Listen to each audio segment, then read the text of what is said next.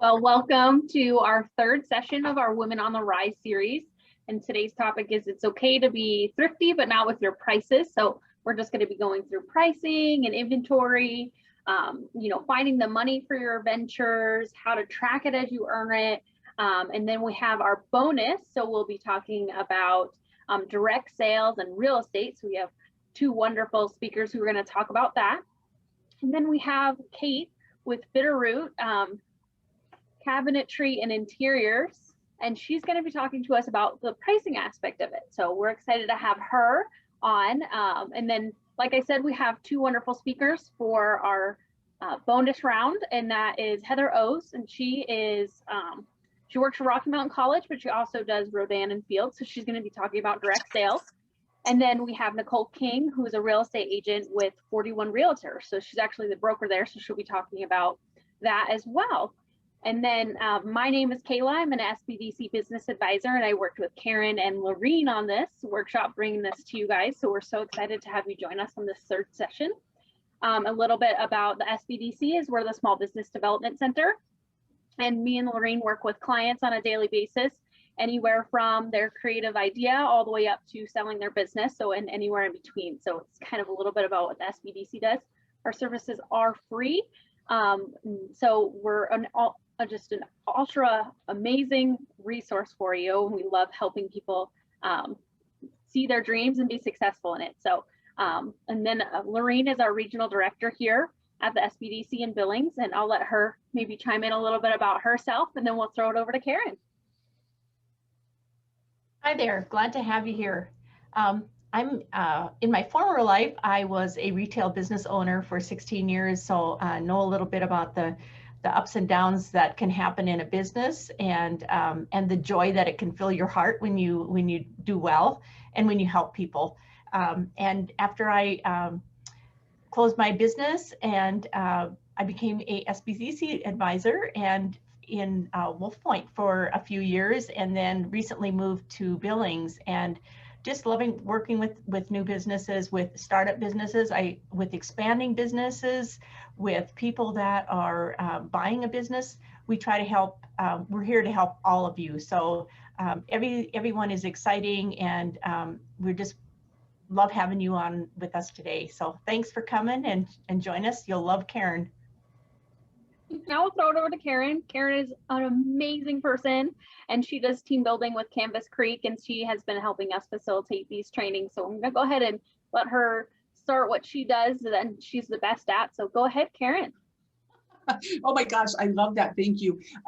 I do get to do a lot of great things. I get to coach entrepreneurs, I get to coach big businesses, and help both individuals and teams move forward with their next. My last book is called What's Next? And it really is about helping people think about who they want to be and where they want to go. And we started this series because so many women are becoming entrepreneurs right now. And over the years, probably, gosh, almost 30 years now, I've been coaching entrepreneurs in one way or another. And one of the things that I have seen time and time again is that sometimes entrepreneurs are scared to charge what they need to charge to make a good living.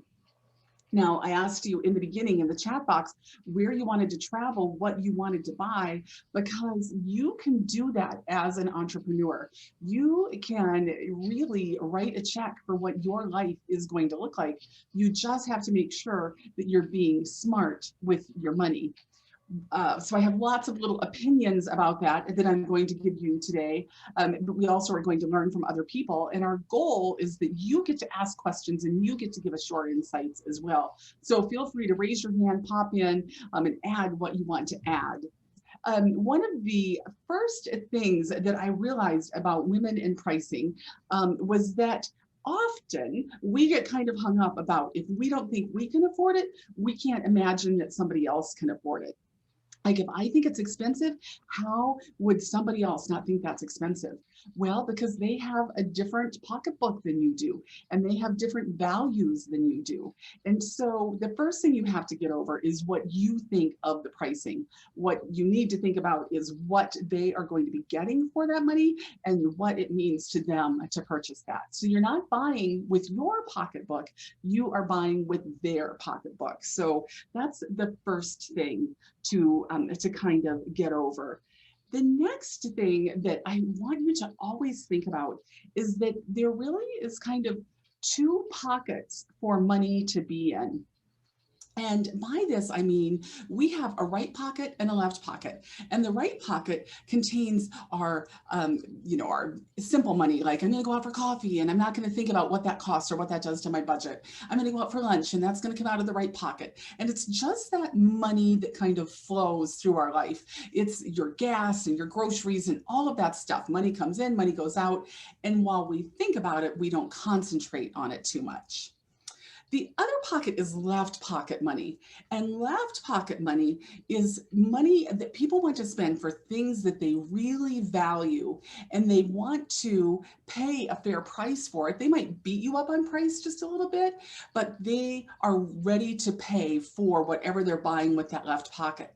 Now, left pocket money is purchases like cars, it is homes, it's remodeling homes, decorating homes, it is nice clothing. It's not your, I grabbed a t-shirt at Walmart money or clothing. It is your, I went to a boutique to buy something that's going to last for a while.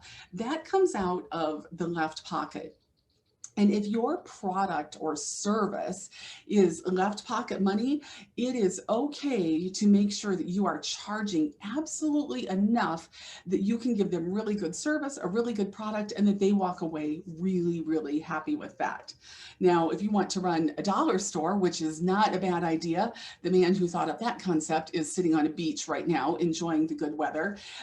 That's a whole different type of pricing. And Lorraine is going to give us a couple tips about pricing in just a little bit.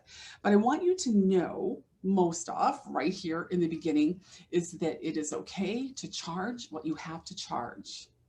It is okay to make money as a woman in business. And the sooner you settle into those things, the faster you will really start making money. So one of the things that I like to have you do is write down on your notes there, and hopefully you've all printed out the online notebook, but one of the things that I want you to do is write down how much money you would like to earn per hour. Especially if you're new in the business, how much money would you like to earn per hour? And now I want you to double that. And now I want you to multiply that by 40%, because that's just kind of a generous, that's what taxes take out of your income. So now, how do you feel about working for that dollar per hour?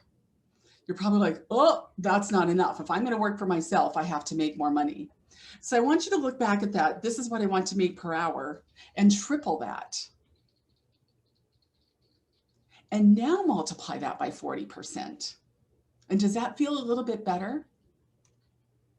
So I'm going to tell you, probably still is not enough. You are worth more per hour than you think you are, especially if you have employees, if you have a storefront of any kind, or if you're a consultant. Oh my gosh, especially if you're a consultant, you have to charge a lot of money per hour. And at first, it's really, really scary to do that. You're like, oh my gosh, I don't know if I'm worth that much money. Well, you are worth that much money. And so I want you to look at that dollar per hour, and the dollar per hour that you want to earn, you need to earn 3 to 5 times what you initially wrote down. And the reason I want you to always think that I'm going for 3 to 5 times that, so let's say your number is $350 an hour, or maybe it's $200 an hour, whatever that dollar is, then you get to ask yourself every day, is the activity that I'm doing right now earning me that amount of income? And I will tell you what, that will make you sit up in your chair and pay attention to what you're doing. It also will make you much more careful about what you give away. And when I first started consulting, I had been in several types of businesses and I coached lots of business people, but consulting was new and people loved to beat me up on the price and get the very best deal and how low could we go? And oh my gosh, that's a little bit expensive. And I don't know if I want to spend that much. And then I started watching and I would do everything I could to give the very lowest dollar that I could get out of them, just, build my budget down to nothing. So there was barely a break even on it. And at the end of the day, they would always say, oh, come out to dinner with us. You were so fabulous. It was so wonderful. Come to dinner. And they would never argue with the ticket at the restaurant. They would buy appetizers and drinks and dessert. And they would never say, it was awfully expensive. And I was like, oh my gosh, if they don't value me as much as they value dinner, I must be doing something wrong. And so I upped my prices and I quit chasing the very scanty bottom line and started chasing what I needed to do to make a good living and do a really good job for my clients. So all of that long lecture to tell you that you are worth charging what you need to charge and feel proud of that. So we're going to open this up just a little bit. I first want to see if any of you have any questions, or as we think about pricing, if there's something on your mind, you're like, oh my gosh, I hope we hit. So I'm going to open it up for comments. Anybody want to talk about something this morning? Any questions about pricing? You guys get to come off mute and just pop in and ask us a question. Diane, it looks like maybe you are off mute. Do you have a question or a thought? Oops. I'm sorry, I didn't even know I wasn't on mute. Oh, well. I have a question. Okay, very good. I have a question. Yes, Gina. I guess or maybe it's a strategy. We can talk about ways, when people do object to your prices and just in that moment, that's when I always get like the weakest, and then I yes.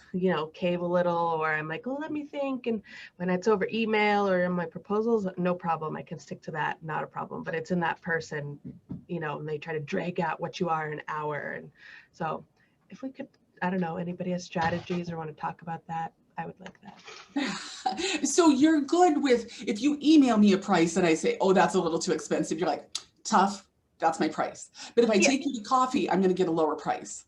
You might. Yeah. Yeah. It's so normal. And I love people who say, I just want to pick your brain. Okay, well, there's a cost for that. Yeah. Right. Yeah. Right. Okay. Anybody have a tip for Gina? Anybody that does that kind of thing? Claire's got a tip for you. No, I don't. I have another question. I didn't know if we were going to get to that later. That's all. I didn't know if this was just questions. And sorry. Yeah. So Gina, there's lots of ways to deal with that. But one of the things that it is tough when you're face to face with a person. And so one of the things that I just do before I go into that meeting is have a tough conversation with myself and say, this is my lowest price and this is the price that I want to charge. And then I'll ask them, do you want the very best service that I can give you, or do you want me to give you a discount service? Because I'm happy to take my price down to this, but that means you're going to give up this, this, and this. And they never want to give that up. Yeah. So how does that feel? I really like that, because people try to, throw out all the time, undervalue our work, graphic design. Oh, I can do it myself and blah, blah, blah, and so I like that counter of, well, I'm happy to give it to you for less, but I'm not going to do X, Y, Z for you then. So I actually really like that. So thank you. Yeah, you're welcome. That absolutely works too, because then they feel like they're getting the negotiation. If they wanted the win, they get the win, but you still get to do the very best service for them. Yeah. Okay, Claire, ask us or tell us your question. So my question is, I've read a lot where you sort of do, like I'll call it a beta, right? So you put your product out there and so maybe I have in my head, my product is $500. And so I'm going to offer it 50% off for the first 20 people that sign up. And I'm okay with that, in theory, because I've already got this price in my head. But then coming back from that, if I realize, well, like you said, people really do find value in it, or if I make these 4 or 5 tweaks, it's going to be such a better program. I'm going to have to offer it for more. And so I think that's where I kind of get lost in. I want to put something out there. I want people to be able to use it and get that feedback, because for me, that's important in what I want to do. But then how do you sort of go back from that and say, well, I thought it was going to be this, but now it's really, you know, my time and everything is so much more. Yeah, I think Lorena's going to hit on that for us just a little bit, but I will tell you that I am pretty much anti-sale. Okay.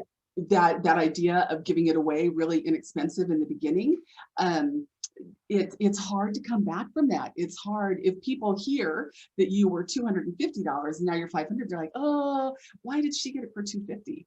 And so even if you market it as this is my beta product, right, and it's only for these 20 people, after this it's going to be X dollars, and that's it. Okay. Yeah, so I will tell you, I'm anti doing that, but I'm also doing a testing with that right now in my business and launching a new product. And interestingly, I'm not selling as much of that low price product as I do my high price products.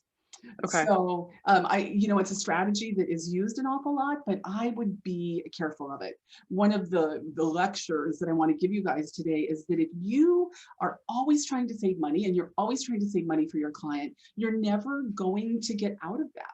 It is better to charge what you need to charge and find the clients who want to pay that, because they're going to help you find the next client who wants to pay that higher price. Okay. Yeah. Just kind of tough love with yourself. Yeah. Yes, it is tough love with yourself, because go back to what you want to earn per hour. And when you deduce it, or when you deduct it, are you making that? No. Yeah, you're not. Lorene has something to say. Lorene, jump in here. Well, I was just going to say, when you're testing that product, maybe you don't have to give it at 50% off. Maybe you only have to give it 20% off, so that there's not such a big fluctuation because they're still getting a good product to test it. And because like Karen said, to come back with that higher price, then people are like, oh, it was way lower, I don't want to pay that more.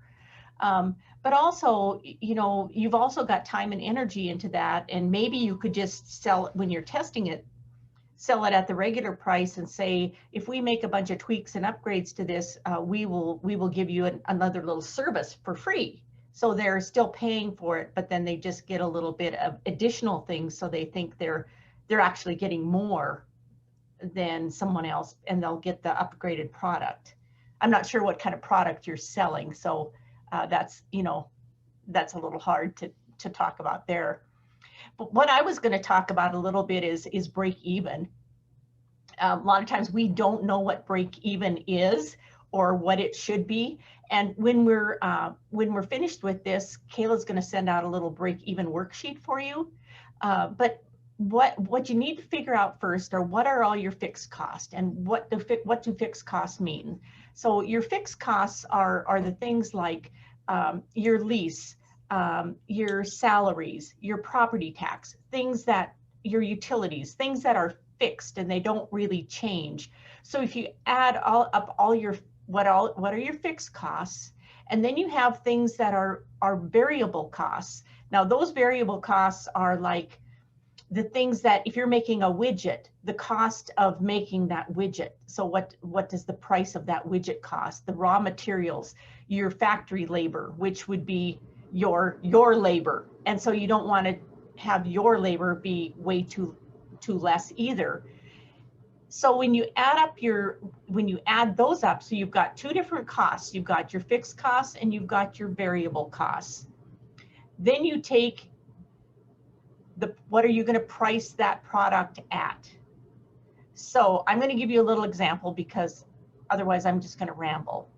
So you have a corporation that has calculated that its fixed costs that consist of the lease and maybe the depreciation and the salaries, all those fixed costs add up to $10,000. Their their product is the widget, and their variable costs end up being $30, and the widget is priced at $80. So what you're going to do is you're going to take that $80, the cost of the widget, and you're going to subtract off the variable costs. So 80 minus 30 is $50. And then you're going to take all your fixed costs, which are $10,000, and divide that by the 50. And it comes up that you have to sell 200 of those units to break even.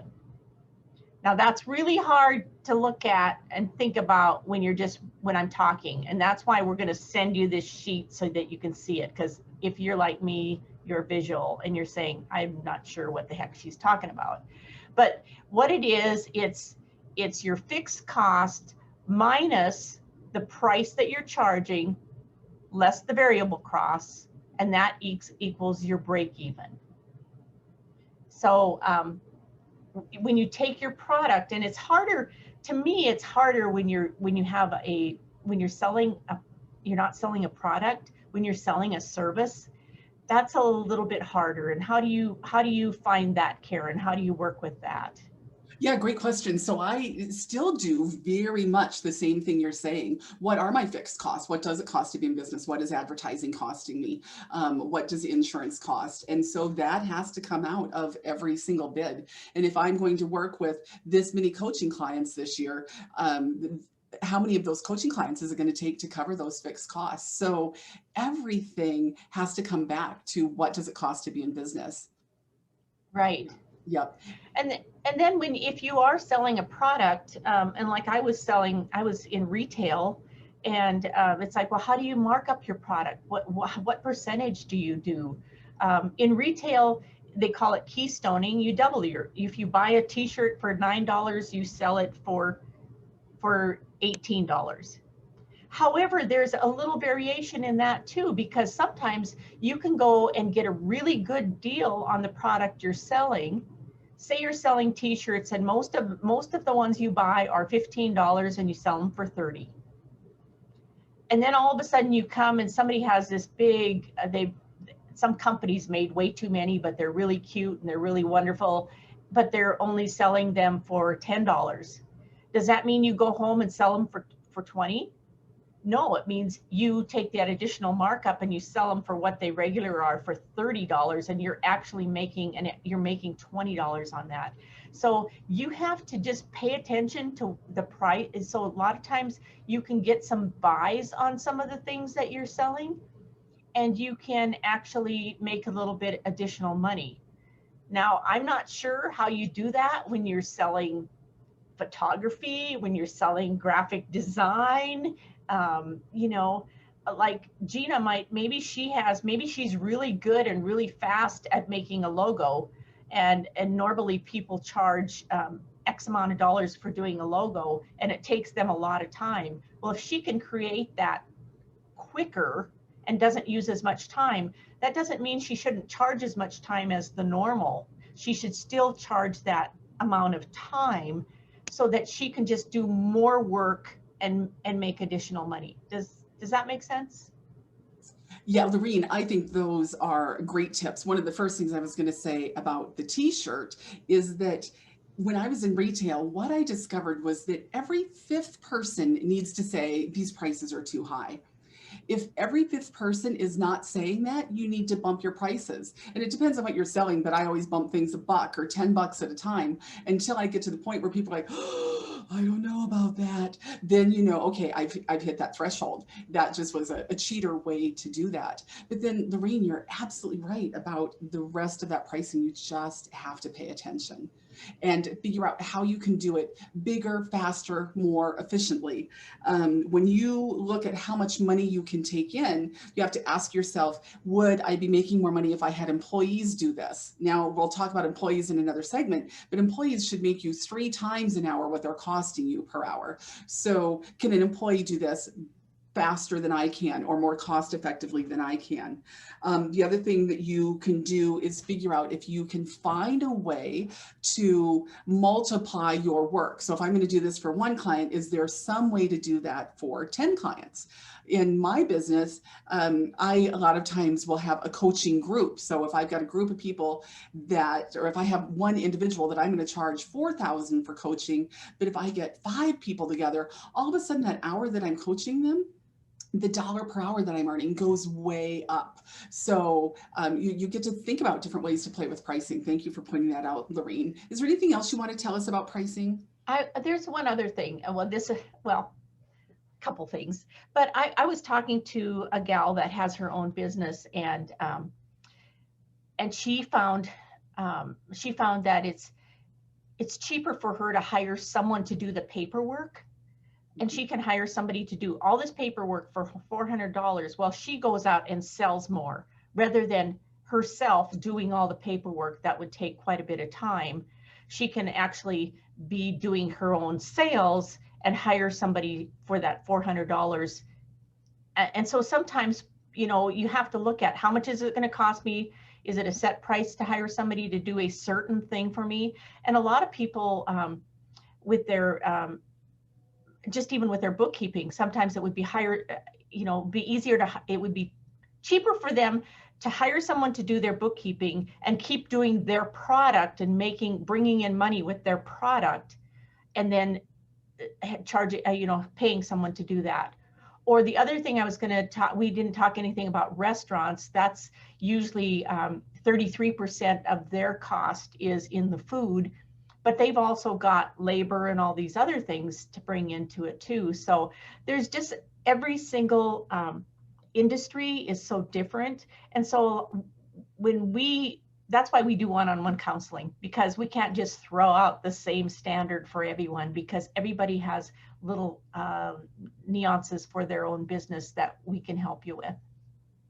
Yeah, and every business does need that. I absolutely agree with you. The thing that we want you to take away is that there is help for this. There are formulas for this, but mostly you get to trust your gut. And you have to realize, like Claire in the messages or in the chat has kind of realized that she was undervaluing her product. I want to tell you guys that there is somebody right now praying for the solution that you offer. It could be somebody is fidgeting, trying to create a logo, and they're like, oh my gosh, I wish I could just find somebody to do that. They are praying for what you offer, Gina. There are so many people out there that all you have to do is figure out how to talk to them, and they are going to buy your product. So if you had the idea and you're passionate about this product, trust yourself that it is okay to go forward and charge plenty for it. Who else has a question that they'd like to talk to us about this morning? What's another question about pricing that you can throw out to the group? Or maybe about your product in particular?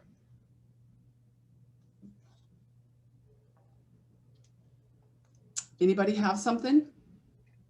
Mine's not a question, but for Gina, when you were talking about overcoming those objections to your pricing, we heard from a lady a few weeks ago, Lorene and I, and she had such an interesting take on that. She was in advertising and she put in a bid for something, and she was like 4 times more than everybody else. So when the guy came and talked to her and said, "You're 4 times more than everybody else," she said, "Thank you for seeing the value in our product." And that's how she overcame it, and she won. She took home that bid, and she did an amazing job, and they loved her and they recommend her. So that's something that maybe is not to think about it as how can I discount myself, but how can I prove my value to them? So starting off with that confidence, like, thank you for seeing the value in us.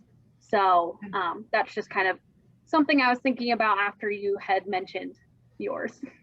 Yeah, I appreciate that. Thanks. It's, and I don't know if I'm still relatively new at this. I mean, I've been doing it for 3 years now, but so it's not super new, but, and it just, yeah, people are not always nice and just discount your stuff, you know, from the get-go. Well, I could do this myself, or my brother's sister's cousin does this, and, you know, he's willing to do it for $10. And so it's just kind of getting the confidence in yourself to say, go ahead, go do that $10, you know. But it's sometimes you need the sale, so sometimes it's easy to, you know, sorry, pregnancy brain got me. Need to question yourself. There we go. Yeah, well, and I think Lorene would agree with me, but not every client is your client, right? And I think that you just kind of have to show them what you have and show them the value in it. And if they choose not to, don't take it as a hit to yourself. You know, who knows, they may be back. Yeah, absolutely. We see that with lawyers. Oh, my brother-in-law's sister's boyfriend's friend is a lawyer and he's going to give me some legal advice. Yeah, and then a year later they come back like, okay, I'm ready to do this, you know, and you've raised your prices by then. And so I get it. I think that's my biggest piece of advice with pricing for anybody is the, you know, yeah, not everybody's your client, and it's okay. And if they say goodbye with grace and wish them luck and not 9 times out of 10, but 2 out of 5 times they come back. It just might be 2-3 years later. And sometimes some of those people that really want that lower price, they can be such time suckers too. And so those time suckers kind of need to get fired, So if they don't want your price, if you do it in a nice way, because you have to set your prices because you have to make a living too, and you don't need to explain that to them. You just have to have confidence in the price that you set. Absolutely. Okay, I'm going to break in and tell you a fun story, but Kayla, can you try to unmute Kate? We're having a hard time getting her in. If you can see if you can unmute her, see if that would work. Okay, I'm going to tell you kind of a fun story that goes with some of what you were saying, Gina. I was working with a client on a project, and they just kept beating me up and beating me up and beating me up on the project or on the price. But I knew that I wanted to do work with that company long term. And so I was doing the very best I could with the pricing. And on the day of the event, I needed to hand them the final invoice. And at the start of it, the person that I had been working with, my contact, said, "Hey, I'm ready for the invoice." And I said, "I want to wait until lunchtime with that." I was going to spend the whole day with them. I said, "I want to wait until lunchtime for that." I said, "Here's why, because I have 2 invoices for you. I have the invoice that we agreed on, and then I have the invoice that is really what I deserve to earn for today because of this, this, and this. This is what we've added on." And I said, "So I just want you to watch until noon and see what you think." And we were not even 45 minutes into the event. And he leaned forward and he tapped me on the shoulder and he said, "Just go ahead and give me that second invoice." And he paid it right there on the spot. And then I did get the long-term contract with people. So it is okay sometimes to fudge around with your pricing if you know that you're going to be able to do really well and that there's, a long-term payout in that. Who else has a question for us to work on? Or you get to hear me lecture you more, because I do love to lecture. Who else has a question for us? Tiffany, looks like you're up. I don't know if it's a question, but maybe I don't know if you or Lorene could talk about perceived, is that kind of in with perceived value? And, people maybe would pay more for a confident presentation of the goods, so you go in with confidence, they're happy with that. Is that kind of the same? Well, it absolutely is. Tiffany, do you mind telling us what you sell? Well, I actually have a background in fashion, and so I've done design for, 20 years now. But currently I'm looking at opening a brick and mortar space, which is, I don't know, depending on who you talk to at this point in the world, a good or a bad idea, I don't know. So the trick I'm having now is I'm going to be carrying a lot of different products from different vendors, where I'm used to just having my own product and knowing what I put into it. So it's just a different formula to figure out, I guess. Yeah. So how can you be as confident about their product as you are about yours, Yeah. right? And then, I'm hopefully carrying products that have kind of an eco or sustainable vibe, which can cost more. So I think there's some psychology to promoting that too. Yeah, so I see Lorene shaking her head. Yes, she's got some ideas. I was just pulling up a sheet that you sent me, and it does look very, very inviting. So yeah, it's brick and mortar at this point is a little bit hard, just because if you don't have the money, lenders are a little bit squeamish right now because of COVID and everything like that. So you just want to know what your products are. You want to do a really good research on your products. Sometimes having the highest quality and the highest price is the best idea, but sometimes having just a little bit lower quality or maybe just as good a quality but a lower price will help your sales. So it's really doing the research on your product before you bring them in to find out, and then asking your friends and putting word out there, is this really what they want? Because sometimes you're like, I love all this stuff myself. Oh, so here I have a story. When I had my retail store, when I went to market, I had to I had to like what I bought because I wasn't going to buy stuff I hated. But I had to look at, what do my customers want? Who is my customer? And sometimes I would think of this little gal that was a little size 8 redhead, and this is what she liked to wear, and I'd buy things specifically for her. I couldn't just buy what I liked, because half of the world doesn't like what I like. And half of the body shapes are not the same body shape as me. And so you have to think about your customers, because if you only buy things you like, you're going to miss a bunch of sales, and you're going to have a bunch of stuff that sits there, and you're going to have to sail out of your store because nobody else likes it. And if you can think about your customers, and when that, I would just give that little redhead a call and say, I just got a shipment in, and there's some things that I know that you're going to love. Why don't you come in and take a look? Yeah. And then they felt really special too, because it was like, oh my goodness, that's exactly for me. And it's like, yeah, it was, because I thought of you when I saw this, because I know what you like. So it's learning what your customers like. It's trying to buy for your customers. There's a lot of work in owning a retail, because you have to pay attention to what's going on and what people are looking at when they're in your store, and how to buy for them, and then when they come in, how to sell it to them. Well, and I agree with you that it is kind of a scary time to start retail, but I also think that there are going to be some amazing retail spaces that come open in the next year or so that prices are going to go way down on, because those commercial landlords will be like, oh, I just need somebody here. And people need someplace to go. So Tiffany, you really hit the nail on the head when you talked about confidence. You are going to be the very most confident about the product that you sell, or the product that you make, but I might not be able to afford that. And when you have Susie's item, I'll be like, at least I could buy something from Tiffany. I like her. I'm going to buy Susie's item, but I'm going to save my money and come back and buy from her. So it is just exuding confidence. Whatever you're excited about, your customers will be excited about. Yeah, great question. Who else? Well, first we're going to see, Kate, are you there yet?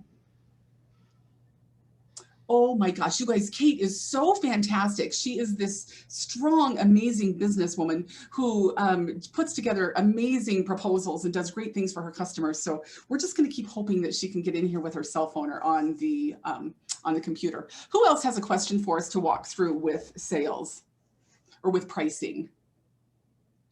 I don't necessarily have a question, but I have something that I feel like I want to add for Tiffany, if that's okay. Please do. So I used to be the wine buyer for a wine store in town. And so I worked, with pricing and the distributors, and then obviously all the way down to the customer. And wine is so very personal. But one thing that I tried to do is I would try to find a profile that people liked, and I'd have an entry price, I'd have a midway price, and then I'd have, the splurge or the high end. And I'd just take the time to train my customers along that loop, because, eco-sustainable things, there are a lot of really expensive things, but there also are some great things for less expensive money. So if you can bring both in, if that's an option, maybe just less of the expensive, and get people excited about that, and then say, when you're ready, we're going to move you up to the big kahuna. And that always worked really well in wine and in retail when I've been there. It's just that customer journey of having options, so people don't feel like they're not getting the best, but you can train them and grow with them. For sure. Well, you don't want people to feel like your product's unattainable. You want them to feel like it's approachable, and especially with retail, that you don't want them to be intimidated by it. So I think that's a great idea to have kind of the different levels, for sure.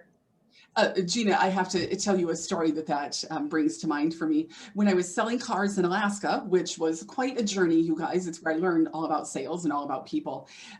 We were selling the Saturn, which was new on the market. It was a one-price car, and we had the highest profit margin of any car in the industry. But people never argued about our price, because they knew they were paying the same price as everybody else, which was a good lesson. Well, then we decided we could make, a little bit bit more profit if we put together aftermarket packages for them. And being ever clever, I made it a baseball diamond, and you could have first base, which was floor mats, and you could have second base, which was floor mats and undercoating, and you could have third base, which was, I don't know, it was floor mats, undercoating, and I don't know, an oil change. Or you could have a home run, and man alive, did we make money on that home run. It had like every single thing in it. Well, we get down in the sale, and the trick to sales always is that people need to know you, like you, and trust you, and they'll pay you more. So we get down to signing the paperwork, and people knew me, liked me, and trusted me at that point. And I'd sign this little baseball package across to them. Every single time the men would buy the home run package, and they'd walk out saying, I got the home run. And I'm like, so did I, because we made so much money on it. But it was to your point that they had several packages to choose from. And once in a while they'd try, you know, number 3, but number 4 was where we made a ton of money. It was so fun. Oh my gosh. Okay, Kate. Are you there, Kate? We see you're off mute. I was just gonna jump in, Karen, that I thought that home run. I was so excited. Yeah. Go ahead, Lorene. Well, I was just going to say that home run package is a really great idea for anybody doing service, you know, that's not selling a product, that's selling a service, or even a product. I mean, I can see that working in a lot of different things, that you could just like, here's what you can throw in and we give you a better deal, or it looks like a better deal, more things. So multiple sales is the name of the game. Multiple sales. Yes, it is. Okay, who's up with a question? Who's next? I got a question for you. Yeah, please. I only have typically one sale a year, and I do like a big, you know, I'm retail, and so I do one sale a year. But I have a lot of people ask me, you know, are you going to have a sale on this, or are you going to have this? And I said, and what my reply is I offer quality products year round. I do a super giving back sale once a year. And so is that a bad thing? No, it absolutely isn't. I think that's the Nordstrom model. Nordstrom doesn't have sales all the time. They ship out the products that won't sell to what is it, the Nordstrom rack. And then just once a year they have the sale, and people wait for that, and they're standing in line at the door when that sale happens. So in retail, what you get to do, well, it's always true, but especially in retail, you train your customers. And so if you train your customers that there's going to be this one sale, and I may or may not have the product at that time, they'll filter into that sale, but they'll also buy right now, because they know that you're not going to just put this on sale the next week and they'll feel like, oh man, I could have got it for 50% less. No, I'm giving you the best product at the best price with the best service, and it's okay to pay for that. How does that feel? Does that feel right? That feels good. I try to keep products in every range for every budget, but like I tell people when they are trying on product, don't look at the prices first, judge it by how it feels, and then look at it and see if it fits in your budget. Otherwise you have a goal to set. Oh my gosh. So you're doing it exactly right. I love that you're doing that and saying it that way. Okay, who else has a comment or a question for us? I think Claire did. All right, Claire, back to you. Claire, you're still on mute. I'm rambling here on mute. So I really have no business background at all. And one of the things I've struggled with, which I think we've kind of touched on, is just market research for what your product, you know, so if I do all the math and let's say my product should be $500. And if that is not attainable in the space, right? That's just not, I understand there's like a value to be associated with that, and there will be a market out there. But if there's, a market for that product at $500 and 5 people buy it, whereas if I had, made a lesser, I don't want to say lesser product, but I had done research ahead of time, I could have said, I'm only going to put X number of hours and work into this because I know that this is where this is where the product sits, right? This is what people are willing to pay for this sort of thing. And I'm not really sure how to go about finding that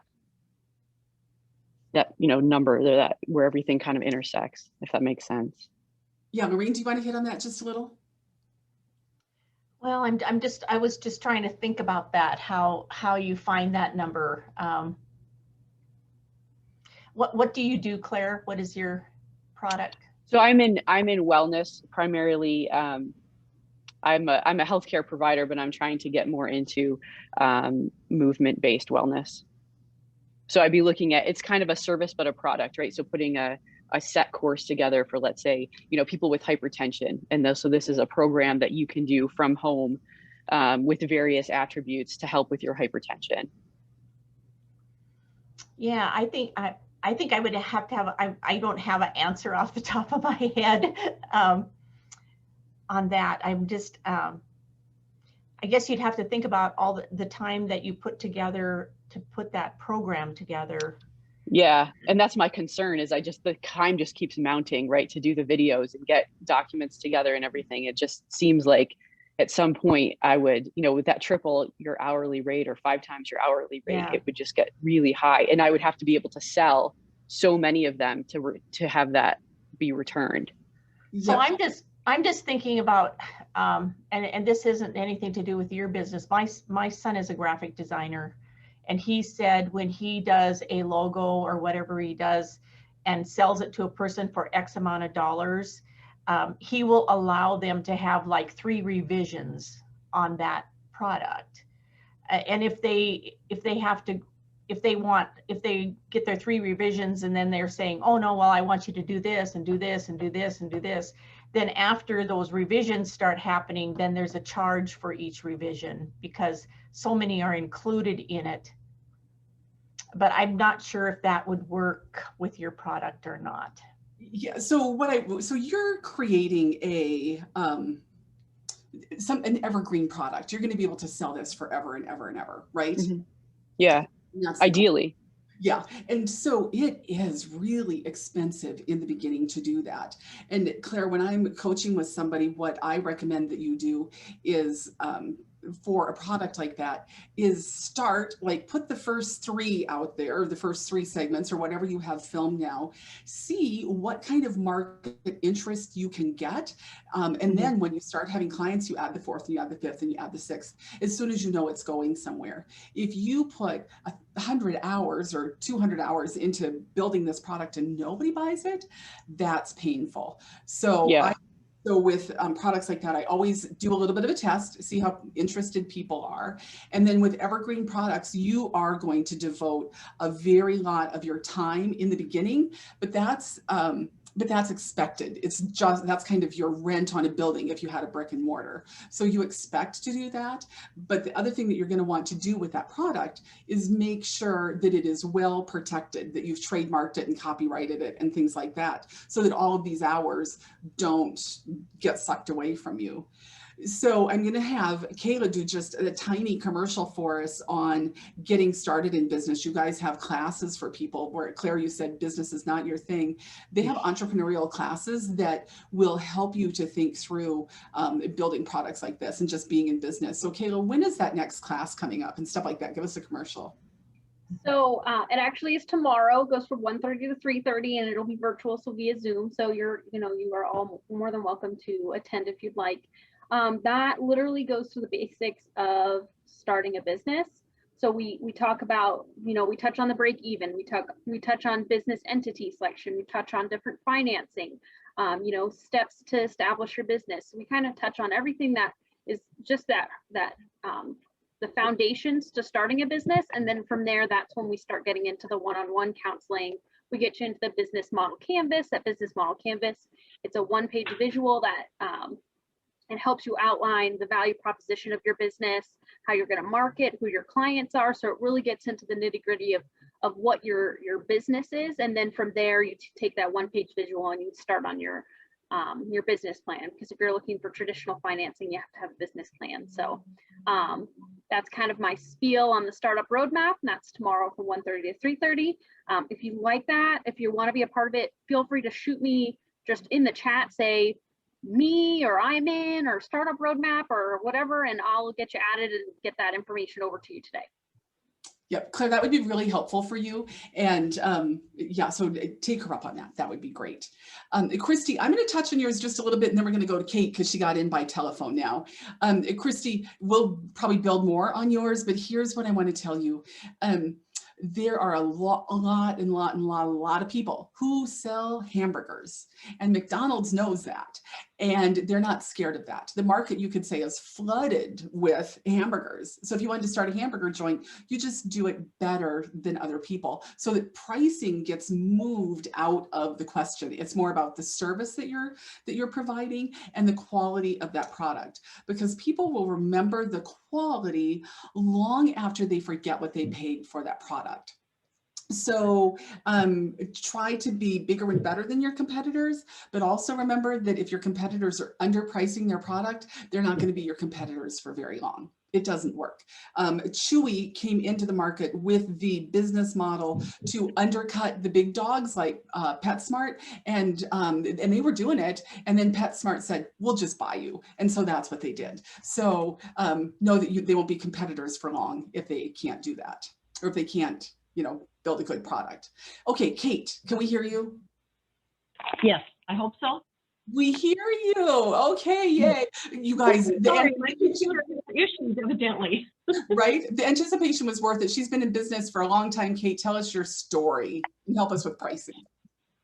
Well, thank you. And ladies, in listening to everyone here and a lot of the comments that are made and the encouragement that's done, I guess one thing that really stands out to me, and it's something that I've learned after 31 years of being in the interior design and cabinetry business, is everything's kind of about sales.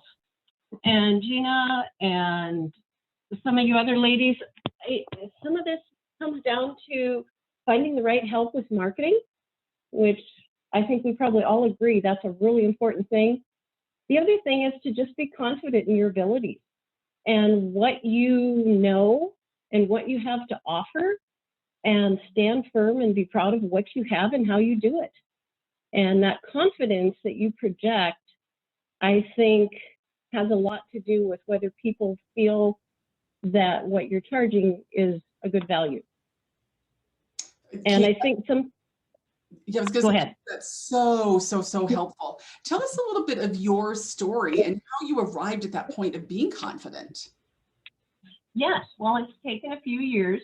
I actually started out as a decorating den franchise 31 years ago. And my hat's off to them for the marketing help and teaching that they gave us, because that alone, how to do your advertising, how to do your direct mail, how to do sales to people is something really, really, really important to be able to learn how to do. The only thing that I would say is a drawback to them, and this comes back to not being afraid to charge for what you do and your knowledge, is that their shtick was that you always came and did free estimates to the home. You never charged for your knowledge, you charged for your product. And after doing that for about 3 years, I exited the franchise situation. And up where I lived, I traveled lots of miles to meet with clients. Almost everyone lived in the country, or they were 45 minutes away, or they were 2 hours away. And you can't not charge for your travel and your time. And it was a hard thing for me to learn to do, to be able to feel like what I did and what I knew was worth what it needed to be charged. And again, that comes, I think, with some of it with time and experience and enough time in doing what you do to feel really confident. And so when I got out of the franchise situation and just went out as an independent business, I still kept their same marketing ideas because they're really good. And I raised 3 small children, ran around and helped my husband with the farm that we work on and own, and got the business going and got it up and running. And it just takes time. And I guess that's the other thing that we all need to realize when you're starting a business, it just takes time. And it's really hard to be patient a lot of times, but sometimes it's just time and perseverance above all else, I think. Would you agree with that, Karen? Oh my gosh, I realized that I probably should have said it takes time. Thank you for that point. Kate, so she started her business up in northern Montana. Tell us what it's been like to move into a new market. What were some things that you did to make that work for you? Exactly. That was a wake-up call again to me after 30 years to move to a place 4 hours away and start a second business. It's just like starting over again. So figuring out the best ways to market to the people down here, trying to be patient. The people, you just don't open your door and people come rushing in and want to give you all their business, because there's a lot of people out there that do what we do. I feel like the best way to set yourself apart is just to be really good at what you do, to enjoy your business, to want to make sure that you give your customer the very best product you can, and to be the very best of what you do. In my case, we do cabinetry and interior design. And we always strive to do the very best job we can. Our end goal on every job is to make sure that the client is happy with what we've done. And one of the things, Karen's husband does work for us, and I know I asked him this, and I ask every person, every sub that we work with, how do you feel about your client? And when you're done with the job, do you feel that you want your client to be happy with it? And if for some reason they're not, will you go back and make sure that they are? And if I have someone who kind of is wiffly-waffly or answers the negative to that, I probably am not going to do business with that person, because how they do their job reflects on how we do our job. And, you know, end result is your customer should always be very, very happy when you walk out the door. My gosh, Kate, see, she absolutely was worth waiting for, you guys. It takes time to build a business. It absolutely does. And you need your customers to be happy. And everybody that works for you, your subs, your employees, all of those folks need to make sure that that is the end goal. So we're going to wrap up this segment, but it doesn't mean that we're over. This was the, you know, it's okay to charge what you need to charge. And that's what we were talking about here just a little bit, but we're going to transition now into a bonus segment. And I'm hoping that Kate can stick around for this.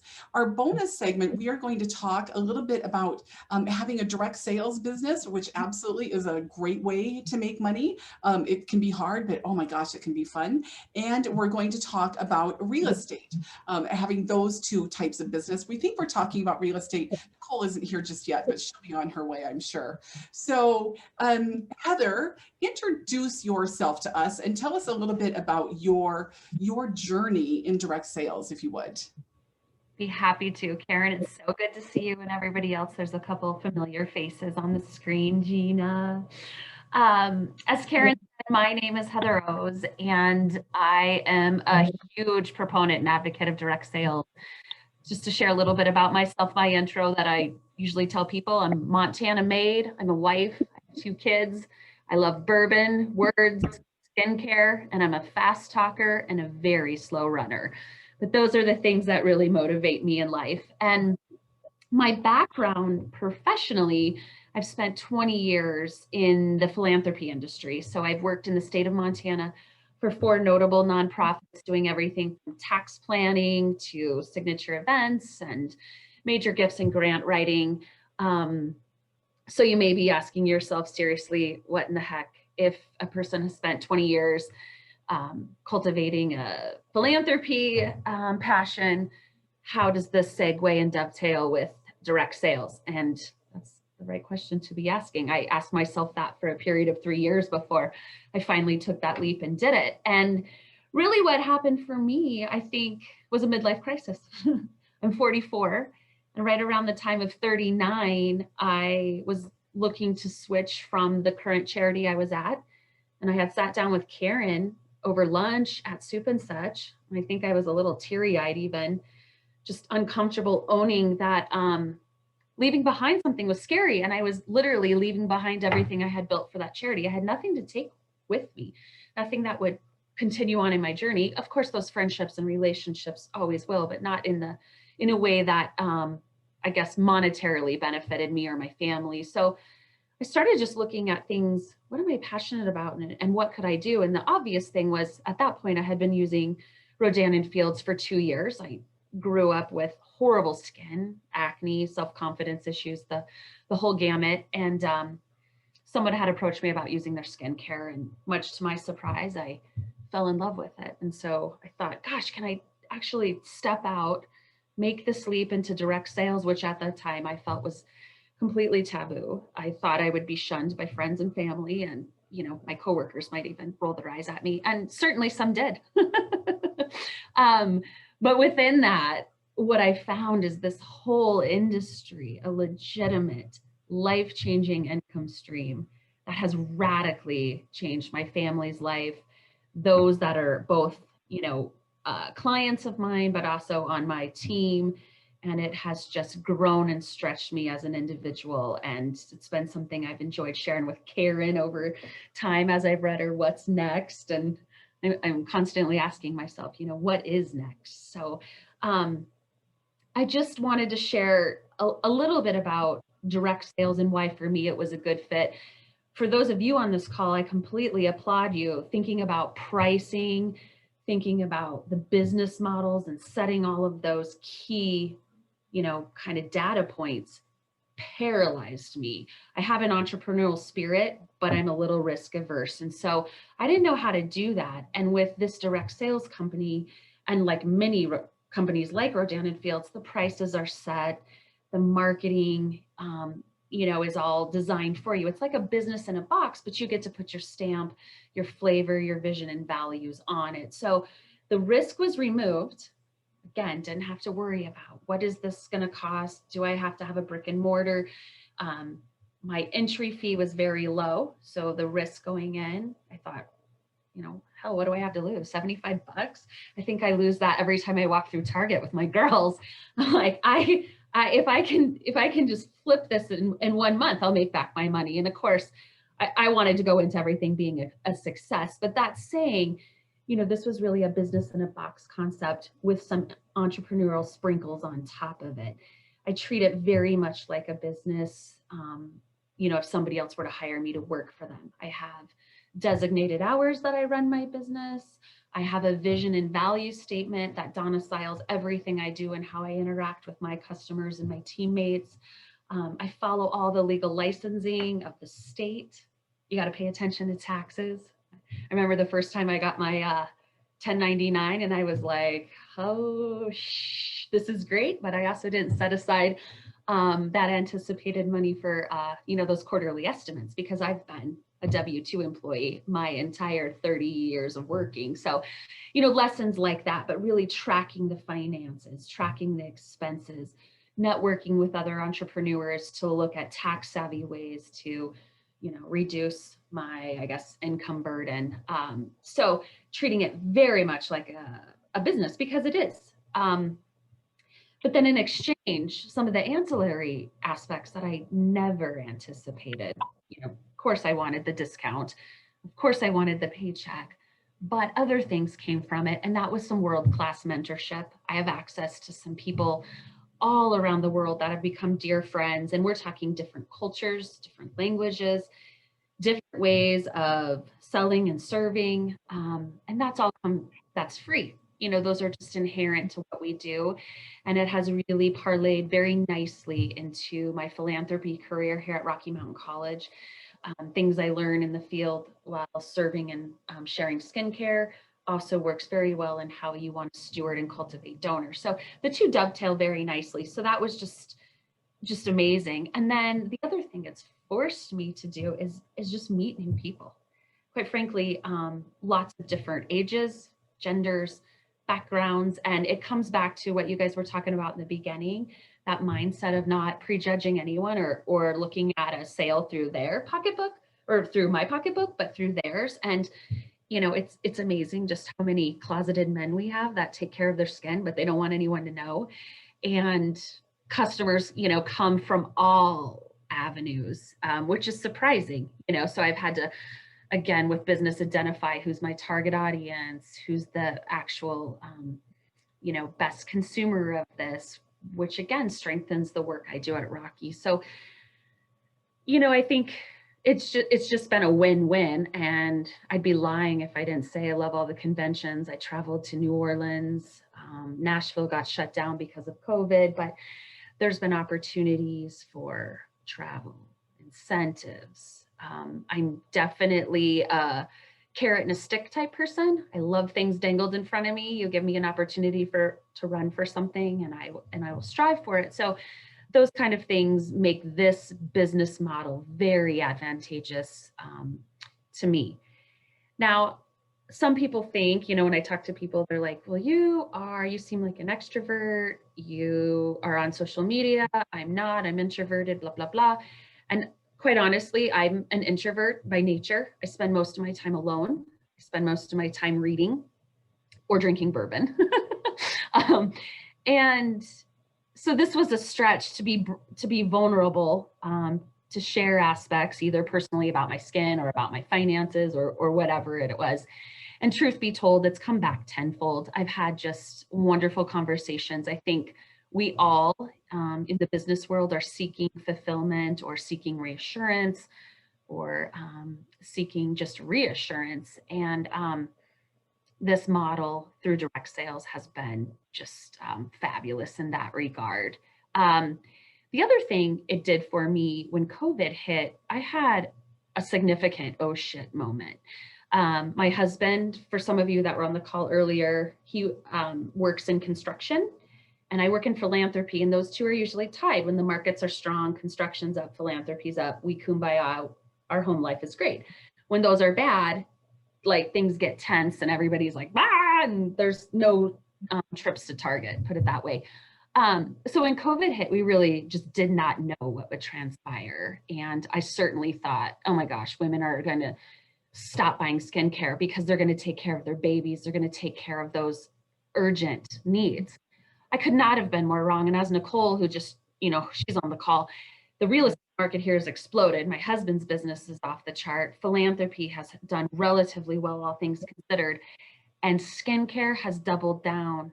So people that are able to purchase directly from your site without having to leave their house, they can stay in their pajamas and slippers and just literally open the door. It was a conduit to a whole new conversation of deliverables. The product I sell is consumable. So rather than an evergreen product, every 3 to 4 months, my clients reorder something or gift something. So they're always coming back. And that's the cornerstone of serving them and honoring them and giving them just the best customer service, because true to any hamburger joint, there's skincare on every corner through Ulta or through any other direct sales company. And so I work hard to, earn and ensure you're going to get quality care. But, COVID, I think, was a silver lining in many ways for all of us to re-examine. One, how we do business, different ways of doing business and models, and being open to that as part of it. And then also diversifying those income streams. So I have a paycheck that comes in from my daily job. I have a paycheck that comes in from Rodan and Fields. And that, honestly, ladies, is my legacy that is building for my two girls, so that when they start out, and it won't be long, they're 11 and 14, they'll be able to either inherit my business and run with it, or start something that they want. I hope they have the same entrepreneurial spirit and a little more risk in them to start out and go that distance. So that's just a quick snapshot. I do say each direct sales business is unique and different. Each person's ability to make a life-changing income is different. I mean, it's really based on the question. People often say to me, if they're bold enough, which I appreciate, how much money do you make a month selling skincare? And I say, well, that all depends on how much money I want to make a month, how hard I want to work. And has been 3-year labor of love. I'm on my 3rd year, and really the fruits of my labor are coming to fruition this year. The first 2 years, my husband sometimes would roll his eyes and look at me like, "You're crazy, lady. And why do boxes keep coming to our house?" Because I was buying way too much. But it really is just like anything, and we know it at this stage in life. The work we put in, the seeds we sow, that's where we reap the harvest down the lane. So this could be anywhere from a couple $100s a month, the significant 4- and 5-figure months that I have seen, and it can radically change, you know, a financial future, and not just Rodan Fields, but other direct sales companies. So if it's anything that you're curious about or wanting to explore, just have a conversation. I am as transparent as they come and willing to share, you know, the goods, the bads, and the oh my gosh. Heather, that's exactly why we asked you to be on this call, because you are willing to share all of those things. And you guys, I'm going to suggest that you follow Heather on social media. She is doing great things for women. And both she and Nicole King, who is going to talk next, are very community minded and are very much about raising their team and doing the very best for their team. So Nicole, talk to us a little bit about your real estate business and your real estate journey. Tell us what that looks like and why that's a good choice for people. Well, first of all, thank you for having me on, Karen. And to everyone, I don't normally present from my closet. As you can see behind me, we are so blessed to be able to do a home remodel. So the closet it is for today. I'm so sorry. I'd love to know how to do one of those Zoom background things, but that's just, I am not as techie as others. So please forgive the closet background. Real estate's been a phenomenal choice for our family. I think a lot of it echoes what Heather talks about, is that you really do need to know what is right for your family, and you have to be willing to put the work in. I've had a lot of conversations every week with people who would like to get into real estate or are considering, you know, what that looks like. And I have to tell them, I think that real estate agents do a significant injustice to both their clients and to the general community by not telling what we actually do all day, every day. A lot of people can think that agents show houses and go to closings and go to community events, and we just live the most relaxed, fabulous lives ever. That is a very, very, very small portion of what we do. So we started in the real estate world about 17 years ago, flipping houses. So we flipped houses for 10 years here in Billings, did a lot of them. And then when our son was, when he was very, very young, as a toddler, one of my degrees, I have multiple college degrees and I don't actually use them. So that's an interesting thing about real estate. But one of my college degrees is a bachelor's in early childhood education. And so my children were home with me and I owned childcare facilities, and I got to provide everything that my son needed right there in his home or in whatever facility I would take him to with me for the day. And when he got into school, the school, even though we put him in a Montessori, the school wasn't actually real prepared. He has severe dyslexia and dysgraphia.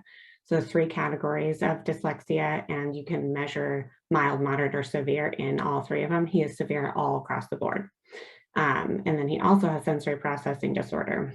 So not, you know, he doesn't completely lose it in stores and things like that. I think there's a lot of misunderstanding about what that disorder looks like, but he has significant reactions to things, and he's almost 14 now, so we virtually don't deal with much of this anymore.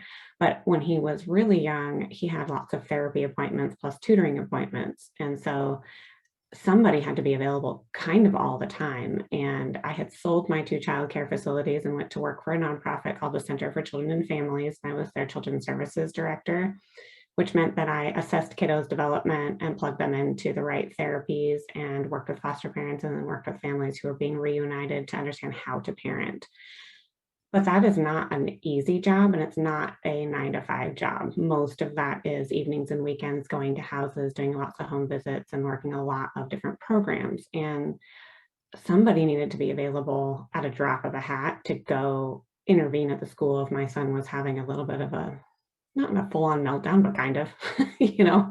And my husband's job just doesn't allow that. He works in tech and he is either glued to his computer in whatever meeting or designing whatever, putting together whatever software, or he's not even in the country.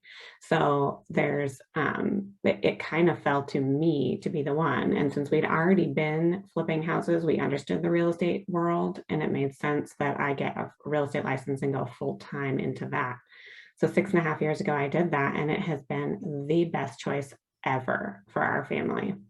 There have been really, really, really hard times, but COVID has not been one of those for real estate. Like Heather talked about, the real estate market across the globe is completely, I mean, it's just, I hate the word unprecedented. I hate that. So I'm not going to say it, but y'all, that's what we're thinking, right? So the interest rates are incredibly low, the lowest they have been in sort of any documented history. So they're in under 3%, which means you can buy a house for very, very little per month. Most of the time, far less than what people are paying for rent. Plus, there's a lot of incentives to purchase. So many different home buying programs, and I say home buying because they're not necessarily for first-time home buyers. You don't have to be a first-time home buyer for some of those incentive programs. There are rehab loans if you buy a house that's in a real rough condition. They will finance up to 105% of what it will be worth once the work is done. So not just what it's worth now. So then that money then goes to fixing foundations, and you can add a garage and, you know, all sorts of things like that. So with the ridiculously low interest rates, everyone who's ever thought of buying a home is buying. And there's just nothing on the market compared to the normal, or compared to the number of buyers. So everything is going within hours, not weeks, not days. You have to be one of the first people on there. Multiple offers, way over list price. You know, we're talking usually at least 10,000 over list price.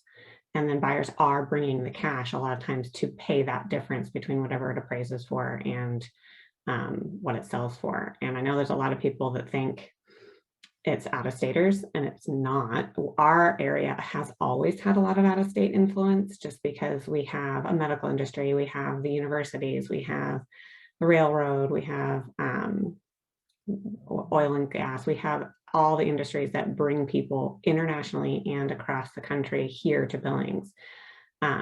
We also, interestingly, have a very difficult airport to fly out of. Heather and Karen are like, yes, those who travel regularly know it's awful. It takes my husband all day to get across country when he has to, and it's just kind of ridiculous. Whereas that's not the case with Bozeman or Helena or Kalispell, which is so surprising. So a lot of those areas are seeing out-of-state folks move in, and they can commute back and forth to California or wherever else they might be for cheaper than actually living down there, which is fascinating. But yeah, it's been the right choice for me because it's flexible. It is very long hours. A lot of times I'll put my kids to bed. They're 17 and almost 14 now. And we'll do, God bless my kids. Seriously, I have been blessed with the sweetest kids. They still let me read them books and rub their backs at night. How blessed am I as a mom? So from like 9 to 10, we're doing that. And then at 10, I'm back to work. And oftentimes I'm not done until 12 or 1 in the morning, back up again around 6 to do the whole day over again. So it's flexible, but you have to be willing to put in the hours. The average person knows 10 real estate agents, and they know at least, or they like at least half of them. So, you know, they have a tough choice to make, and you have to be the one that they trust and like the most, really, out of that. So it's a ton of relationship building and a lot of knowledge building every day, sitting on, you know, reading articles and sitting on conference calls to learn everything about the ever-changing real estate industry and the lending industry to keep up with what our buyers and sellers need. So hopefully that was what you were looking for, Karen. Oh my gosh, Nicole, fabulous. Both of you are so great. So I'm going to ask the room what questions you have for these ladies. And remember what they're doing. Maybe you're not doing real estate or direct sales, but they still know stuff about being in business. So what kind of questions do you have about your business for these guys?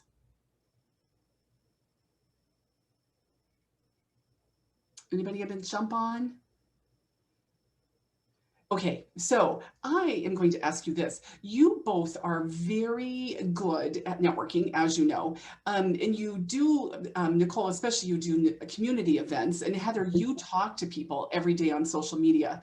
So Nicole, let's start with you. Tell us your community events and your the things that you're doing to talk about billings. How has that affected your business?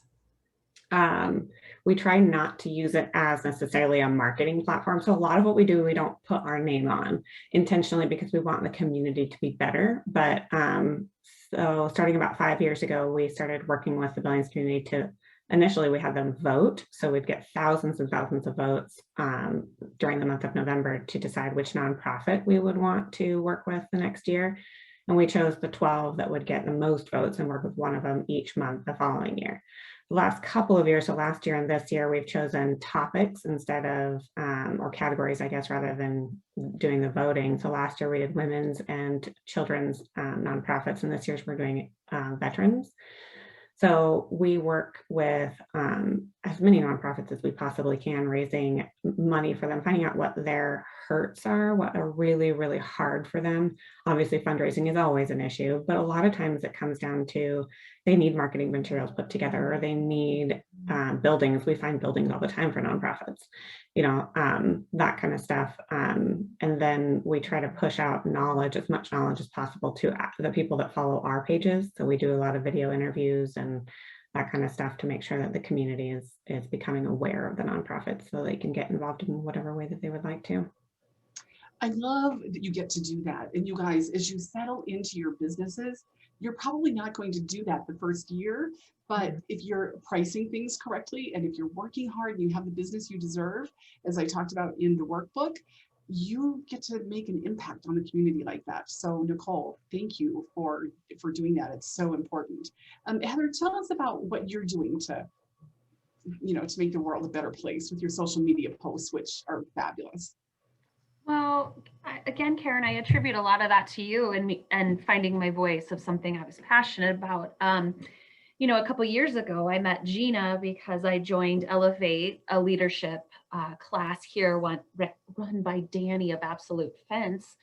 And really what I felt was missing was just a lot of solid quality leadership and a lot of mentorship for women. I just feel oftentimes we're not, at least for me, I didn't have somebody to identify with until I met Karen and a couple others. And so I try real intentionally to post content that has to do with leadership, values, you know, supporting community. Women and children's issues are my passion points. And in fact, I think I met Nicole through her involvement with YBGR when I was at the Yellowstone Boys and Girls Ranch Foundation, but mental health, you know, those kind of things. And so I'm involved on several different boards in town.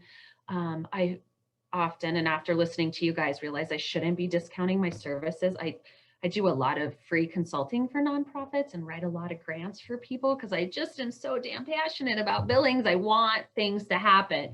But I'm realizing there's some inherent value there and I probably should collect on some of it. But you know, really anything I can lend my voice to that's going to elevate community of Billings, going to deal with our vulnerable population of children and women and mental health are things that I just always say yes to. And then within my business model itself, every month, you know, similar to somebody tithing to a church, I give a percentage of my earnings to various projects and or people in need. And I want the clients who support me to feel good about that because it's really their dollars that are going back into this community to support, you know, the needs. And I think that's how we just, you know, can showcase the power of what we do, how our work can impact lives, not only in that transactional moment, but the relational and where we invest our time, treasures, and talents. So that's just a snippet of what I do. And a lot of days not even sure if I have matching shoes on and I'm like worried I'm going to misplace a kid. Like, but I think we have a lot of grace in this community for people that are trying to do the right thing. And I can't imagine working with a better, you know, group of people than what we've got here in Billings. So that's exactly why we're doing this series, because women need to know that it's okay that once in a while you misplace a child. You'll find them. They'll, you know, put a support system together. It's okay. You'll find them. So there was a great question here that Tana asked. She said, do you take actual vacations or do you have working vacations?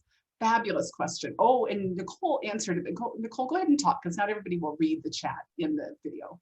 Sure. Real estate's wonderful. It can be done everywhere. That's also kind of a dangerous thing, but we're leaving for Vegas in the morning. So we're taking off. I'll be available by phone. I'll be available by email. I'll check it, but I've got a ton of things planned with the family. We're meeting a brand new baby niece. So that'll be the primary thing that I get to do. And then we've got trips to San Diego in May, and we do tons of camping. We're actually investing in a new camper, a brand new camper, when we get back. So we're excited to do even more of that. We've had a pop-up camper, which doesn't work real well with 2 teenagers anymore. So we got rid of that and we're going to get a big fancy one. It'll be super fun. So there's no cell service when we're camping. So that's truly a vacation. Yeah. That is fantastic. And Nicole, don't you find that your vacation doesn't have to be long? It doesn't have to be 2 weeks, but to go away for a weekend and turn the cell phone off is so rejuvenating for an entrepreneur, wouldn't you say? 100%. Yeah. And Heather, you're in an industry where they often pay for your vacations. But tell us, do you take a vacation? I do. And in fact, in 2.5 weeks, but who's counting? I'm headed to Mexico with my dad and his wife and our family. And in that regard, in terms of social media, I'll just schedule stuff out. You can do content driven stuff so you're still present and visible, top of mind. But I'm really, going to have my bum in the sand. And then honestly, when Rocky was pre-COVID, I travel quite a bit. I have donors all across the US. It's one of the things that really draws me also to philanthropy is people are all over. And so those were mini vacations for me because I could eat where I wanted and I got to sleep in the hotel and turn on the TV and the kids didn't fight over what we were watching or whatnot. And so I would, even though I was working hard and setting those meetings and asking for, gifts, then I would turn off that portion of my brain and just take in all I could while I was in Portland or wherever it be and really leverage that opportunity. But it is a balancing act. And it's one, balance is actually my word for 2021.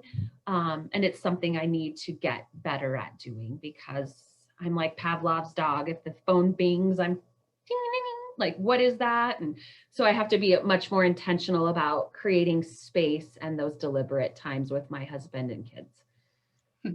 So I'm going to totally age myself, you guys. Way back when I was a young wife and a young entrepreneur, I was reading Ann Landers in a newspaper. So that is old, but Ann Landers said that the phone is really there for your convenience and you don't have to run inside and trip over the dog every time it rings, that you can answer it when you want to. And that was absolutely mind-blowing for me. I was like, oh, for my convenience.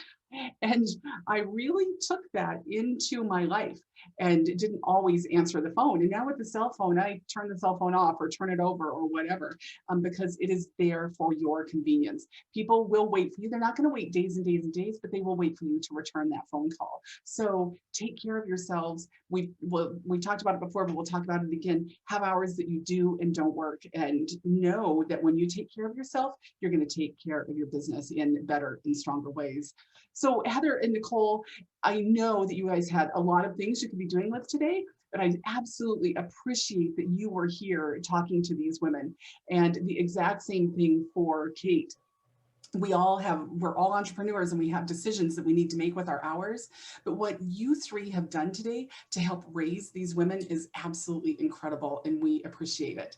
So you guys charge what you're worth and be proud of what you're building. You are very important to the American economy.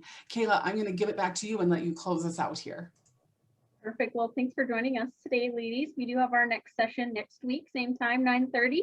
That will be 9:30 to 10:30, and this is one of the greatest titles. It's not babysitting, honey. It's called parenting. So this is all about work-life balance. So we hope you all come back to that.